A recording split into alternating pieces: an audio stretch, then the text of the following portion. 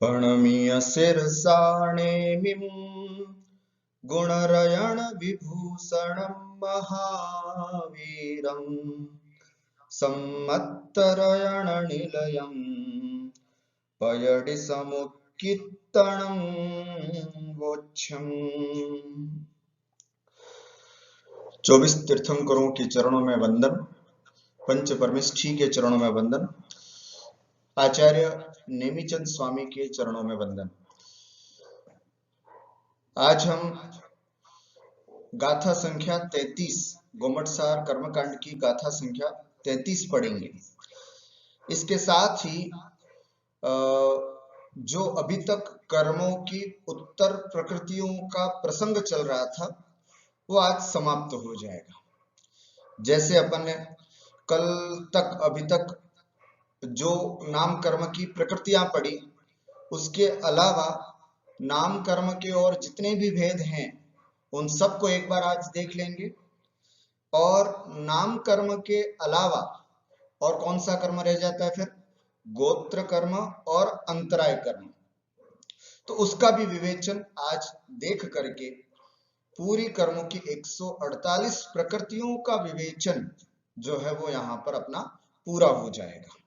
इसलिए आज के स्वाध्याय का शीर्षक है नाम कर्मणः शेष प्रकृतयः, अर्थात नाम कर्म की अभी बची हुई, कल संघात और सहनन किया, उसके अलावा और जो बची हुई नाम कर्म की प्रकृतियां हैं उसके बारे में हल्का सा अपन ज्ञान प्राप्त करते हैं। और नाम कर्म पूरा होने के बाद फिर गोत्र कर्म, लक्षण, भेद और अंतराय कर्म, लक्षण और भेद, इस तरह से ये पूरा कर्मों की उत्तर प्रकृतियों का विवेचन अपना कंप्लीट हो जाएगा। और इसी दौरान आचार्य नेमिचंद स्वामी ने जो गाथा संख्या 33 दी है, जो नाम कर्म के कुछ भेद को बताने के लिए बताई है, उसका विवेचन यहाँ पर करेंगे। तो आइए प्रारंभ करते हैं। जैसा कि आप सबको विदित है, नाम कर्म की पिंड प्रकृति की दृष्टि से 42 है ना, उसके विस्तार भेद करने से 93 और शरीर नाम कर्म के 10 भेद और मिलाने से 103 भेद होते हैं। यहाँ हम पिंड प्रकृति के 42 प्रकृतियों का क्रमशः एक एक करके विवेचन कर रहे हैं, जिसमें 93 भी आ रहे हैं और 103 का विवेचन भी इसी के अंतर्गत आ जाता है। अभी तक हमने नाम कर्म की कितनी प्रकृतियों को देख लिया है ना? नाम कर्म के भेद अभी तक पढ़े गए भेद कौन से हैं? तो जैसे गति नाम कर्म, उसके 4 भेद होते हैं। जाति नाम कर्म, उसके 5 भेद होते हैं। शरीर नाम कर्म, इसके 15 भेद हो गए। बंधन नाम कर्म, इसके 5 भेद होते हैं। संघात नाम कर्म, इसके 5 भेद होते हैं। अंगोपांग नाम कर्म, जिसके 3 भेद होते हैं। संस्थान नाम कर्म, जिसके 6 भेद होते हैं। और सहनन नाम कर्म, जिसके 6 भेद होते हैं। यहां तक का विषय अपन पिछली कक्षाओं में पढ़ चुके हैं। अब अभी आपको बताई थी कुल 42 नाम कर्म की प्रकृतियां हैं। तो अब इसके आगे जो रह गई है उसका क्रमशः नामोच्चारण, लक्षण और अगर भेद है तो उन भेदों का वर्णन करते हुए हम आगे बढ़ते हैं। जैसे वर्ण नाम कर्म 9वें नंबर का जो है वो वर्ण नाम कर्म है। वर्ण नाम कर्म किसे कहते हैं? तो कहते हैं जिसके उदय से शरीर का वर्ण प्राप्त होता है।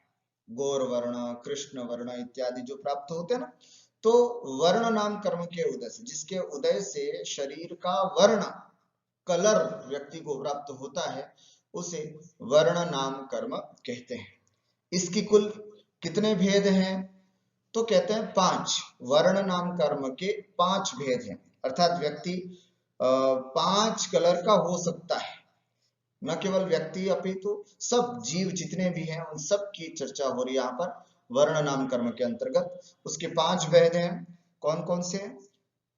कृष्ण, नील, रक्त, हरित और शुक्ल। काला, नीला, लाल, हरा और सफेद, ये मुख्य 5 रंग होते हैं। इन 5 रंगों से मिलकर के और भी रंग बन जाते हैं, लेकिन मूल जो वर्ण है वो 5 ही है। तो इसलिए जिसके उदय से इस जीव को वर्ण मिलता है, शरीर का वर्ण प्राप्त होता है, उसे वर्ण नाम कर्म कहते हैं और उसके 5 भेद हुए। फिर उसके बाद आता है गंध नाम कर्म। गंध नाम कर्म किसे कहते हैं? तो जिसके उदय से शरीर में गंध होती हो, है ना, जिस कर्म के उदय से शरीर में गंध। अब 2 ही कंडीशन हो सकती है, या तो व्यक्ति के शरीर में सुगंध हो या दुर्गंध हो। ठीक है, सुगंध हो या दुर्गंध हो। ऐसे कैसे हो सकता है सब? उसके अलावा भी स्थितियां बन सकती है? नहीं, दुर्गंध का अभाव ही सुगंध है एक तरह से। या तो शरीर में दुर्गंध आ रही है, दुर्गंध नहीं तो फिर बस सुगंधित शरीर है, ऐसी स्थिति समझ। या फिर ऐसा कह सकते हैं कि या तो शरीर सुगंधित हो भगवान के जैसे, अगर वो नहीं है तो वो शरीर दुर्गंधित ही है। हमारा आपका शरीर दुर्गंधित है ऐसा समझ सकते हैं, क्योंकि पसीने आदि की बदबू आती रहती। तो ऐसे गंध नाम कर्म का उदय से शरीर में गंध की प्राप्ति होती है। उसके बाद रस नाम कर्म, ये सब हमारे शरीर में पाए जाते हैं, है ना। हमारे शरीर में वर्ण भी है, हमारे शरीर में गंध भी है, हमारे शरीर में अब रस देखते हैं।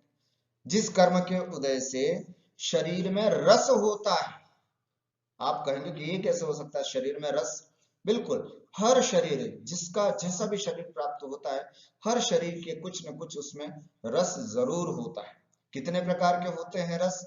रस कुल 5 प्रकार के होते हैं। कौन कौन से? तिक्त, कटु, कषायला, अम्ल और मधुर। इस तरह से 5 भेद जानना चाहिए। तिक्त, कटु, कषायला, अम्ल और मधुर। ठीक हो गया। तो ये 5 रस होते हैं। हर किसी के शरीर का किसी न किसी तरह से इसी से मिलता जुलता रस होता ही है, या फिर इससे बना हुआ, मिलकर के बना हुआ कोई ना कोई रस उसके प्राप्त होता है। स्पर्श नाम कर्म। स्पर्श नाम कर्म किसे कहते हैं? तो इसके लिए कहा गया जिसके उदय से शरीर में स्पर्श हो, है ना, अथवा शरीर में उस तरह की फीलिंग होती हो। जैसे मैंने अपने शरीर को स्पर्श किया तो मुझे ठंडा महसूस हुआ, तो शीत स्पर्श नाम कर्म का उदय चल रहा है। मान लीजिए गर्म हो गया शरीर, तो उष्ण स्पर्श नाम कर्म का, इस तरह से शरीर की कुछ न कुछ प्रकृति जरूर होती है जिससे छूने पर व्यक्ति के ज्ञान होता है। तो स्पर्श ना, आप कभी देखेंगे कई लोगों से आप जब हैंडशेक करते हैं, जब हाथ मिलाते हैं, तो उनका हाथ हमेशा गर्म होता है या फिर उनका हाथ एकदम ठंडा भी होता है। तो ऐसी प्रकृति होती है उस शरीर की।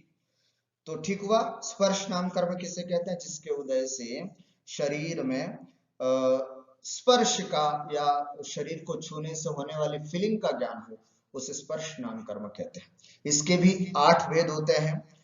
कर्कश, है ना, मृदु कोमल, गुरु बहुत भारी, लघु बिल्कुल हल्का, शीत ठंडा, उष्ण गर्म, स्निग्ध चिकना और रुक्ष रूखा।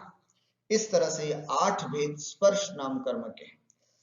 आप कहेंगे कि साहब इसको और विस्तार से, अभी यहाँ पर गुम्मटसार कर्मकांड में इस सब चीजों को ज्यादा विस्तार से नहीं कहा गया है, अक्षरशः ही अपने को पढ़ना है और न ही आपके लिए इतना ज्यादा उपयोगी भी है। हाँ, अभी हम विस्तार से इनके भेदों को भेद करेंगे, तब अपन देखेंगे कि देखो स्पर्श नाम कर्म के 8 भेदों में कितने का एक साथ बंद होता है, उदय होता है, सत्व होता है, सब चीजों को अपन समझेंगे तो उसमें और विषय स्पष्ट होगा। अभी केवल परिभाषा और भेदों की गणना हम यहाँ पर करते जा रहे हैं। ठीक हुआ। तो ऐसे स्पर्श नाम कर्म के 8 भेद होते हैं। 13वां है आनुपूर्वी नाम कर्म, जिसके उदय से विग्रह गति में पूर्व शरीर का आकार रहे, है ना, विग्रह गति में पूर्व शरीर का जो आकार बना रहता है उसे आनुपूर्वी कहते हैं। जैसे मान लीजिए कोई जीव मनुष्य पर्याय को छोड़ करके, मनुष्य गति को छोड़ करके देव गति को जा रहा है, तो मनुष्य गति का जो आकार विग्रह गति में बना रहता है वो कहलाता है आनुपूर्वी नाम कर्म। ठीक हुआ, ध्यान से सुनना एक एक शब्द। अनुपूर्वी कर्म, अनुपूर्वी नाम कर्म किसे कहते हैं? अनुपूर्वी नाम कर्म की वजह से भी शरीर का कुछ न कुछ आकार विशेष रहता है। कैसा आकार? जो शरीर छोड़ करके वो अगले शरीर में जा रहा है, तो अब अगला शरीर तो मिलेगा तब उसके आकार बनेगा, अभी वैसा आकार तो है नहीं। तो पूर्व शरीर का जो आकार रहता है उसी को यहाँ पर अनुपूर्वी कहते हैं। तो ये अनुपूर्वी नाम कर्म के कितने भेद हो सकते हैं? चार। चार गति हैं तो चार ही अनुपूर्वी होंगी। नरक गति से निकल करके आने वाले जीव की जो आकार रहेगा वो नरक गत्यानुपूर्वी। मनुष्य तिर्यंच गति से जाने वाला जो जीव विग्रह गति में है उसके जो शरीर का आकार होगा वो तिर्यंच गत्यानुपूर्वी। मनुष्य गति से कहीं अन्यत्र गति में जाने वाले जीव के विग्रह गति में जो शरीर रहेगा वो मनुष्य गत्यानुपूर्वी। और देव गति को छोड़ करके अन्य गति में जन्म लेने वाले जीव के विग्रह गति में जो शरीर का आकार बना रहेगा उसे हम देवगत्यानुपूर्वी कहते हैं। अनुपूर्वी विग्रह गति में शरीर का आकार, बस इतना समझना। अनुपूर्वी विग्रह गति में शरीर का जो आकार है उसे हम अनुपूर्वी कहते हैं।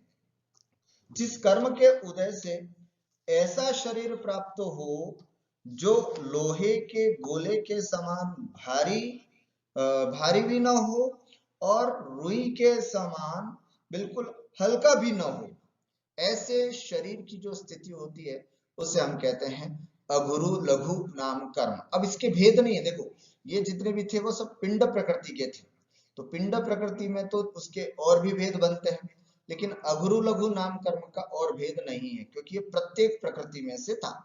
अगुरु लघु न गुरु न च लघु इति अगुरु लघु, अर्थात जो गुरु भारी भी नहीं हो लोहे के पिंड जैसा और रुई के जैसे हल्का भी न हो उसे अगुरु लघु नाम कर्म कहते हैं। उसके बाद आता है उपघात नाम कर्म। उपघात नाम कर्म किसे कहते हैं? जिसके उदय से अपना ही घात करने वाले अंगोपांग हो। कहा जाता है ना, जैसे बारहसिंगा के सिंग है ना, बारहसिंगा के जो सिंग है वो इस तरह के अंग या उपांग होते हैं जिसके कई बार वो उसके कारण फंस जाता है और ऐसा फंस जाता है कि वो उसकी मृत्यु तक भी उससे हो जाती है। तो इसलिए इसको हम कहते हैं उपघात। जो ऐसे अंग जो स्वयं का घात करा दे उसे उपघात नाम कर्म कहते हैं। इसके बाद आता है परघात। 16 नंबर की जो प्रकृति है वो है परघात। जिस कर्म के उदय से दूसरों का घात करने वाले अंगोपांग है ना, जिसके माध्यम से, जैसे शेर का पंजा होता है तो ये ऐसा अंग है जिससे वो दूसरे को भी मार सकता है, उसके दांत होते हैं नुकीले, इसके माध्यम से वे दूसरों का भी शिकार कर सकते हैं। तो ऐसा अंगोपांग प्राप्त करना शरीर में जिससे कि दूसरों का भी घात कर सके उसे हम परघात नाम कर्म कहते हैं। उसके बाद आता है उच्छ्वास नाम कर्म। उच्छ्वास नाम, ये सब प्रत्येक प्रकृतियां हैं, इसके भेद प्रभेद नहीं है। उच्छ्वास नाम कर्म किसे कहते हैं? जिसके उदय से श्वासोच्छ्वास चलता है, हम जितना भी श्वासोच्छ्वास लेते हैं ये सब उच्छ्वास नाम कर्म के उदय से ही प्राप्त होता है, इसलिए उसको उच्छ्वास नाम कर्म कहते हैं।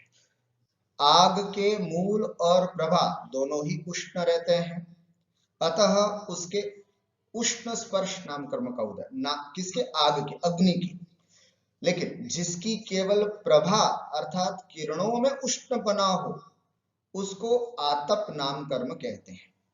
ठीक हुआ?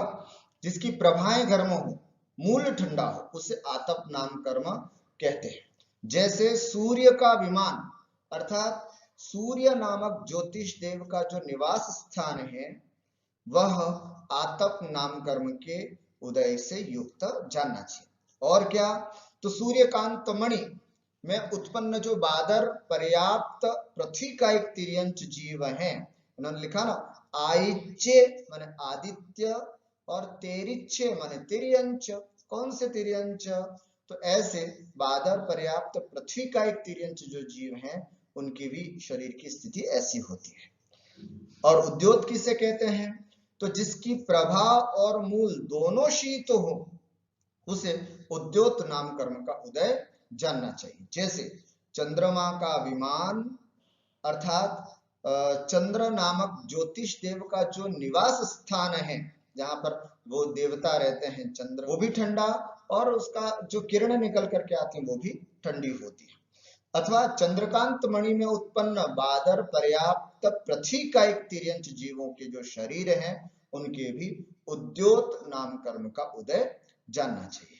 तो इस तरह से आतप और उद्योत को विशेष रूप से समझाने के लिए इस कारिका के माध्यम से आचार्य नेमिचंद स्वामी ने हमको ये बताया।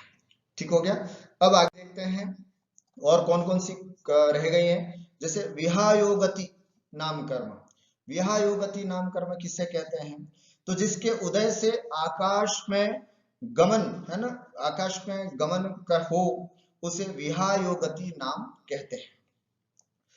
जैसे इसके दो भेद होते हैं, प्रशस्त विहायोगति, अप्रशस्त विहायोगति, अर्थात अच्छी और बुरी। इस तरह से इसका उदय सबके होता है, न केवल पक्षियों का, अर्थात पक्षी ही आकाश में गमन करते हैं ऐसा नहीं, हम सबकी जो चाल ढाल है ना, चलना आदि होता है, उन सब में भी या तो अच्छी चाल होगी तो प्रशस्त विहायोगति, खराब चाल होगी तो अप्रशस्त विहायोगति, है ना। जो हमारी चाल आती है वही विहायोगति जानना चाहिए। उसके बाद आता है त्रस। त्रस नाम कर्म किसे कहते हैं? जिसके उदय से 2 इंद्रिय, 3 इंद्रिय, 4 इंद्रिय, पंचेंद्रिय जाति में जन्म होता हो उसे त्रस नाम कर्म कहते हैं, है ना। त्रस किसे कहते हैं? 2 इंद्रिय, 3 इंद्रिय, 4 इंद्रिय, पंचेंद्रिय जीवों को त्रस कहते हैं। परिभाषा त्रस नाम कर्म की, तो जिसके उदय से इस जीव को 2 इंद्रिय से लेकर के पंचेंद्रिय जाति में जन्म होता हो उसे हम त्रस नाम कर्म कहते हैं। उसके बाद आता है स्थावर नाम कर्म किसे कहते हैं? तो जिसके उदय से 1 इंद्रिय जीवों में जन्म हो उसे स्थावर नाम कर्म कहते हैं। 1 इंद्रिय जाति में जन्म होना स्थावर नाम कर्म कहलाता है। इसके 5 भेद, पृथ्वी कायिक, जल कायिक, अग्नि कायिक, वायु कायिक, वनस्पति कायिक। उसके बाद बादर नाम कर्म। बादर नाम कर्म किसे कहते हैं? तो इसके लिए परिभाषा है, जिस नाम कर्म के उदय से इस जीव को किसी से भी न रोके न किसी को रोके ऐसा शरीर प्राप्त हो उसे बादर नाम कर्म कहते हैं, है ना। ऐसा शरीर प्राप्त हो कि जिसके उदय से शरीर हो वो नहीं, सॉरी, बादर नाम कर्म में रुकना होता है, सूक्ष्म नाम कर्म में नहीं रुकना होता है। जिस कर्म के उदय से जीव रुके भी और किसी को रोकने में भी समर्थ हो जिसका शरीर, उसे बादर नाम कर्म का उदय जानना चाहिए। ठीक है। रुकने में और रोकने में समर्थ बादर नाम कर्म, और सूक्ष्म जिसके उदय से इस जीव को ऐसा शरीर प्राप्त होता है जो न तो किसी को रोकता है और न किसी से रुकता हो, ऐसा जो शरीर प्राप्त होता है वो सूक्ष्म नाम कर्म के उदय से प्राप्त होता है। फिर आता है पर्याप्त नाम कर्म। तो जिस कर्म के उदय से 6 प्रकार की पर्याप्त होती है, आहार, शरीर, इंद्रिय, श्वासोच्छ्वास, भाषा और मन, इन 6 पर्याप्तियों की योग्यता पूर्णता को प्राप्त हो, है ना, यथा योग्य पूर्णता को प्राप्त हो उसे हम पर्याप्त नाम कर्म कहते हैं। पर्याप्त भी बोलते हैं इसको, पर्याप्ति भी बोलते हैं। जिस नाम कर्म के उदय से आहार आदि 6 पर्याप्तियां यथा योग्य पूर्णता को प्राप्त हो तो उसे पर्याप्त नाम कर्म कहते हैं। और जस्ट इसका विपरीत अपर्याप्त नाम कर्म, जिस कर्म के उदय से एक भी पर्याप्ति पूर्ण न हो, लब्ध पर्याप्त की अवस्था ही हो, उसे अपर्याप्त नाम कर्म कहते हैं। इसका उदय प्रायः करके जो समूर्छन जन्म वाले मनुष्य या तिर्यंच होते हैं उनके मुख्य रूप से होता है। प्रत्येक शरीर नाम कर्म। प्रत्येक शरीर नाम कर्म किसे कहते हैं? तो जिसके उदय से ऐसा शरीर प्राप्त हो जिसका एक ही जीव स्वामी हो, प्रत्येक शरीर नाम कर्म।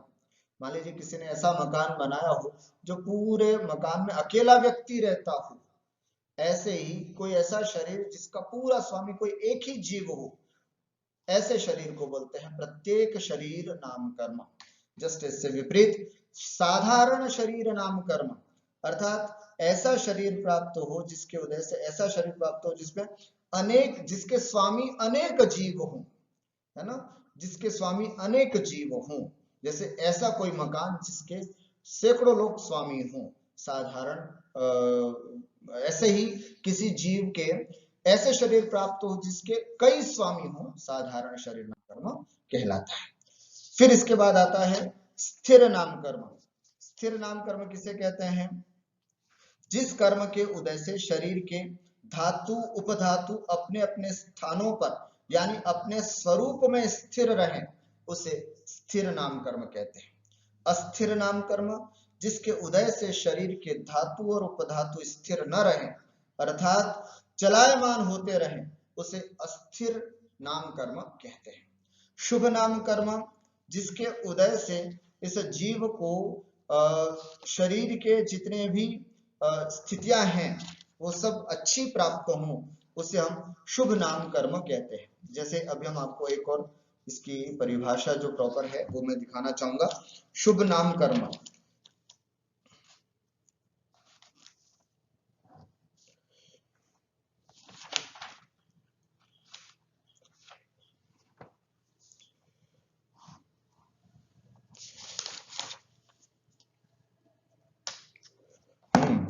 जिसके उदय से जितने भी शरीर के अवयव हों वो बहुत सुंदर हो, है ना, जिसके उदय से जैसे ललाट हो, सुंदर हो, व्यक्ति के बाल, मस्तिष्क आदि सब सुंदर प्राप्त हो। तो जो चीजें सुंदर प्राप्त होती हो तो समझना उसे शुभ नाम कर्म का उदय हो। और अशुभ नाम कर्म किसे कहते हैं? जिसके उदय से जो शरीर के अंग या उपांग को हो वो अच्छे नहीं मिलते हो, अशुभ नाम कर्म का उदय जानना चाहिए। सुभग, सुभग नाम कर्म किसे कहते हैं?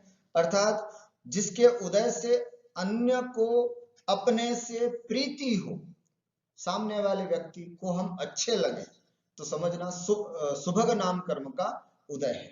और जस्ट दुर्भग नाम कर्म जिसके उदय से सामने वाला व्यक्ति हमको पसंद ही नहीं करता हो, उसे हम दुर्भग नाम, कितना भी सुंदर शरीर क्यों ना हो लेकिन पसंद पर डिपेंड है, और ये दूसरे की पसंद पर डिपेंड है। हम खुद अपना आईने में चेहरा देख करके खुश हो जाए, नहीं, आपका चेहरा दूसरे लोगों को कितना पसंद आ रहा है उस पर डिपेंड करता है। तो अगर दूसरे लोगों को, आपको देख करके दूसरे लोगों के मन में प्रीति उत्पन्न हो, प्रेम उत्पन्न हो तो सुभग नाम, और अप्रीति उत्पन्न हो तो दुर्भग नाम कर्म का उदय जानना चाहिए। उसी प्रकार सुस्वर नाम कर्म, सुस्वर नाम कर्म का मतलब है जिसके उदय से जीव को अच्छा स्वर प्राप्त हो, उसे सुस्वर नाम कर्म कहते हैं। जिसके उदय से जीव को खराब स्वर प्राप्त हो, है ना, उसे हम दुस्वर नाम कर्म कहते हैं। और आदेय, आदेय नाम कर्म किसे कहते हैं? तो जिसके उदय से शरीर विनिष्ट, शरीर विशिष्ट कांति से सहित होता, आदेय नाम कर्म जिसके उदय से शरीर विशिष्ट कांति से युक्त होता हो, उसे हम आदेय नाम कर्म कहते हैं। और अनादेय कर्म नाम कर्म जिसके उदय से शरीर विशिष्ट कांति से रहित हो, उसे अनादेय नाम कर्म कहते हैं। उसी प्रकार यशस कीर्ति नाम कर्म किसे कहते हैं? तो यशस कीर्ति नाम कर्म जिसके उदय से जीव की संसार में कीर्ति बहुत फैल रही हो, उसे हम यशस कीर्ति नाम कर्म का उदय जानते हैं। यशस कीर्ति नाम कर्म किसे कहते हैं? जिसके उदय से जीव को संसार में कीर्ति प्राप्त हो, खूब अच्छी कीर्ति प्राप्त हो। जैसे आचार्य श्री के यशस कीर्ति नाम कर्म का उदय है ना, बहुत अच्छी कीर्ति प्राप्त हो रही है, जैसा उनका आचरण है उसके अनुकूल ही उनको कीर्ति भी प्राप्त होती है। तो ऐसे यशस कीर्ति नाम कर्म के उदय से हमको कीर्ति, यश, वैभव प्राप्त होता है। ठीक उसी के विपरीत अयशस कीर्ति नाम कर्म का उदय, जिसके उदय से जीव का संसार में अपयश हो, सब थू थू करे, है ना, और जिनका नाम बहुत खराब हो जाए, ऐसे व्यक्ति के अयशस कीर्ति नाम कर्म का उदय जानना चाहिए। उसके बाद आता है निर्माण, है ना, निर्माण नाम कर्म। निर्माण नाम कर्म किसे कहते हैं? तो इसके लिए जिसके उदय से शरीर में आंगोपांग आदि की रचना हो उसे निर्माण नाम कर्म कहते हैं। और अंतिम तीर्थंकर नाम कर्म, तो जिसके उदय से यह जीव या फिर अरहंत पदवी में जो कारण बनता हो उसे हम तीर्थंकर नाम कर्म की प्रकृति जानते हैं। तो इस तरह से कुल 42 जो मूल प्रकृतियां थी और इसके उत्तर भेद करके देखा तो कुल 93 और 103 भेद भी होते हैं। ये सब नाम कर्म की स्थिति हमने जानी। अब गोत्र कर्म को हम संक्षिप्त में यहाँ समझ लेते हैं। जिस कर्म के उदय से जीव के अगुरु लघु गुण का घात हो अथवा यह जीव उच्च नीच कुल में उत्पन्न हो उसे हम गोत्र कर्म कहते हैं। इसके दो भेद होते हैं, दो बातें बताई इसमें। अगुरु लघु गुण जो हमारी आत्मा का है उस गुण का घात होता है, ये कर्म करता है। और दूसरा, इससे जीव, इसके उदय होने पर जीव या तो उच्च कुल में या नीच कुल में स्थिति को प्राप्त होता है। इसकी वजह से इसके दो भेद होते हैं, उच्च गोत्र और नीच गोत्र। उच्च गोत्र कहते हैं जिसके उदय से लोक प्रसिद्ध कुल में अथवा अच्छे आचरण वाले कुल में जन्म हो उसे उच्च गोत्र कहते हैं। और नीच गोत्र जिसके उदय से लोक निंद कुल में उत्पन्न हो अथवा बुरे आचरण वाले कुल में जन्म हो उसे नीच गोत्र कहते हैं। ठीक हो गया। कुछ 2-3 बातें हैं इससे संबंधित, जैसे नारकी और तिर्यंच के हमेशा नीच गोत्र का उदय होता है, अर्थात ये गोत्र या नारकी और तिर्यंच को हम नीच गोत्री ही कहते हैं।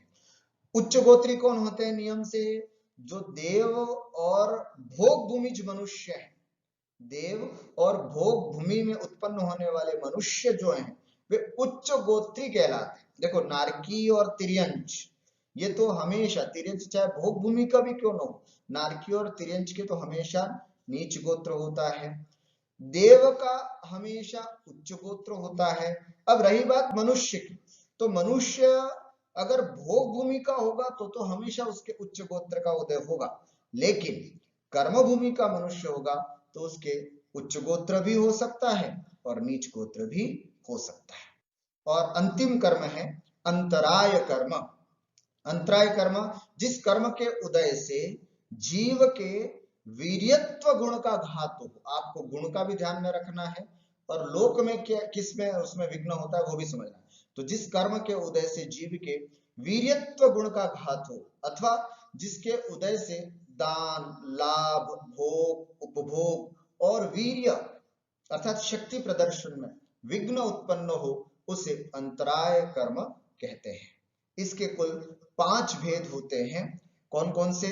दानांतराय कर्म, है ना, जो दान में बाधा पहुंचाए, दानांतराय कर्म। लाभ आपको बहुत सारा, मतलब दान करने भी ना दे और दान को प्राप्त भी ना होने दे, दानांतराय कर्म। ठीक है। और लाभांतराय कर्म किसे कहते हैं? जिस कर्म के उदय से, देखिए दानांतराय की परिभाषा यहाँ पर दी है, जिसके उदय से दान देने की इच्छा होते हुए भी न दे सके, मतलब दान में विघ्न डालता है, आपकी इच्छा है दान देने की लेकिन फिर भी दान नहीं दे पा रहे, दानांतराय कर्म का उदय।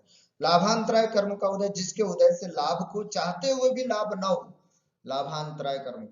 भोगांतराय कर्म, पहले तो समझे भोग क्या, जो एक बार भोगने में आए उससे भोग, और जैसे भोजन आदि हुआ, और जो बार बार भोगने में आता है उसको कहते हैं उपभोग, जैसे वस्त्र आदि हो गए।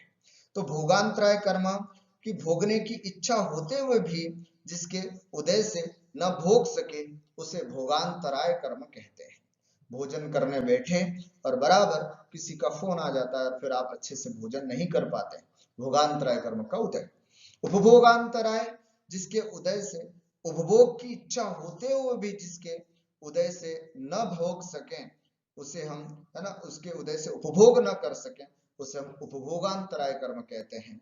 और जिसके उदय से हमारी शक्ति प्रदर्शन में, हमारे वीर्य में विघ्न पैदा हो उसे हम वीर्यांतराय कर्म कहते हैं। इस प्रकार से हमने 8 कर्म देख लिए, 8 कर्मों की प्रकृतियां देख ली, है ना। एक बार मैं पुनः यहाँ पर आपको दिखा करके, जैसे ज्ञानावरण के 5 भेद पढ़ लिए हमने, दर्शनावरण के 9, वेदनीय के 2, मोहनीय के 28, आयु के 4, नाम के 93, 103 और 42, गोत्र के अभी देखे 2 भेद और अंतराय के 5 भेद। इस तरह से कुल 8 कर्मों की 148 उत्तर प्रकृतियां हो गई। आज के स्वाध्याय के माध्यम से हमने पूरे 148 प्रकृतियां पूरी कर दी। अब आगे का जो पाठ है वो आपको तभी समझ में आएगा जब आपको ये पूरी 148 प्रकृतियां ध्यान में हो, इनका नेचर ध्यान में हो, तब हम आगे की प्रकृतियों को समझ सकेंगे। तो आप मुझे विश्वास है, मुझे उम्मीद है कि आप लोग इन 148 प्रकृतियों को अच्छे से याद कर लेंगे, समझ लेंगे, तब जाकर के अब आगे की प्रकृतियों, आगे का जो विषय है वो सब इसी पर डिपेंड है ना। बंध क्या, उदय क्या, सत्व क्या, वो सब जितना भी विषय है वो सब इसी पे। शुभ क्या है, अशुभ प्रकृतियां कौन सी है, सर्वघाती क्या है, देशघाती क्या है, ये सब जितना भी विषय है वो सब आपके इस मूल प्रकृतियों के ज्ञान से होगा। तो मैं उम्मीद करता हूं आप लोग इन 148 उत्तर प्रकृतियों को समझेंगे, उसके प्रकृतियों को समझेंगे, तो फिर आगे की स्थितियां आपको बहुत आसानी से समझ में लायक हो जाएंगी। बस आज इतना ही विराम लेता हूं मैं। आगे का विषय जो है वो अगली कक्षाओं में समझेंगे। बोलिए द्वादशांग जिनवाणी माता की जय।